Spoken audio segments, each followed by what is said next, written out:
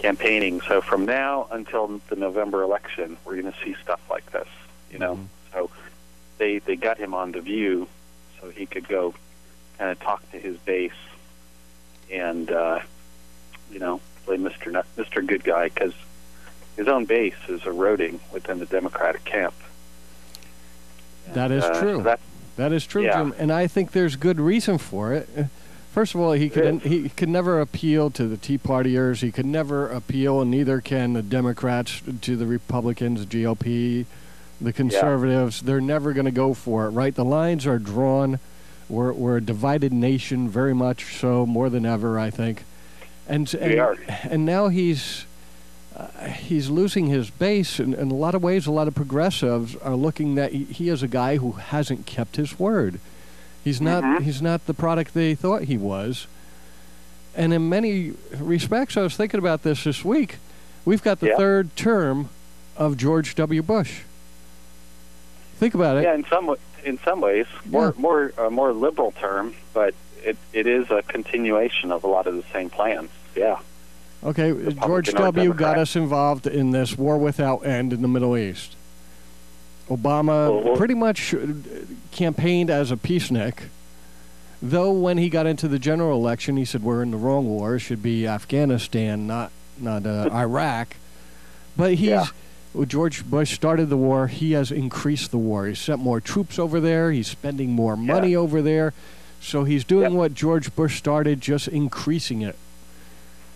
Yeah, it's like the old shell game. You know, you get the three nutshells and put the little thing underneath and mix them all up really fast and nobody can follow it. So, you know, as fast as they're taking troops out of Iraq, which really is not too fast and not fast enough, they're putting more troops into Afghanistan.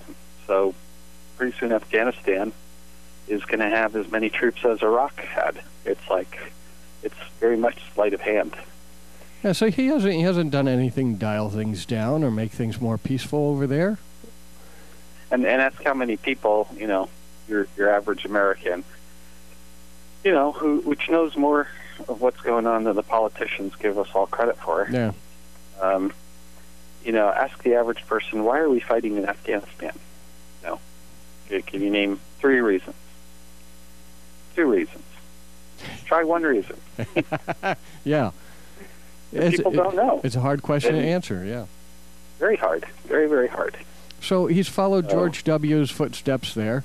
The stimulus bill. People say, well, that was a big waste of money, big spending, you know, and it's accomplished nothing.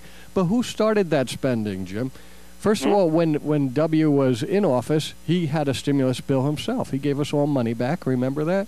He did. It was a mere pittance compared to what Obama did. But once again, Obama's following his footsteps, but increasing what W did.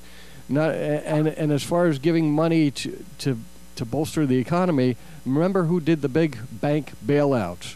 It wasn't Obama administration. It was the Bush administration. Yeah, they started that bailout. That's program. right. They're the ones who initially gave $700 billion to the banks, and we don't know where that went. So once again, following in George W.'s footsteps, but increasing what he did. Health care. You say, well, there he departs from what Bush did, right? But think back when Bush was in office, he gave us Medicare Part D. Up to that point, there hadn't been any big medical changes in our system. That's true. For decades and decades, since Medicare was introduced, there wasn't any really big increases in government spending or major policy. And then comes Medicare D, which was a big bill. And a big spending bill, by the way, and it continues to be, offering drugs that now it would be covered by the government for seniors and other people through Medicare Part D. Along comes Obama, increases what Bush did. He gives us a full-blown health care package, right? Yeah. So, he fulfilled the rest of it. And it's kind of, now that you're saying it that way, I've just got the thought it's kind of ironic because Obama's always blaming Bush for the problems, right?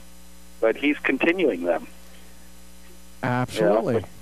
Which I haven't really thought of it that way before, but yeah, he's continuing and accelerating. And this is what is losing his base. Even on immigration, he promised the Hispanic community, and he got them pretty much lock, stock, and barrel during the election to vote for him. He promised reform in the first year. A lot of lip service. Remember, Bush did the same. A lot of lip service to the Hispanics. Yeah.